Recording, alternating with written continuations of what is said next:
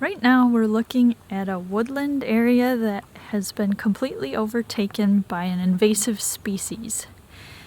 This is a kind of tall, up to your knee growing plant that has these white flowers and these kind of heart-shaped leaves that have wavy edges.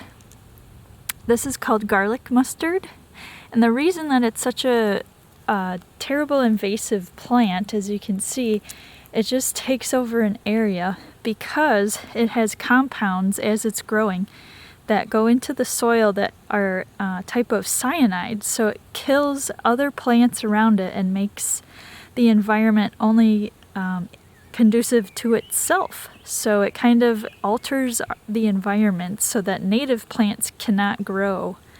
And this is a problem because not only does it change the plant community, but it alters what animals can live there. A lot of native plants like wildflowers, strawberries, blackberries, raspberries provide food for all kinds of different birds and mammals that obviously won't be able to find that food here because of all the garlic mustard.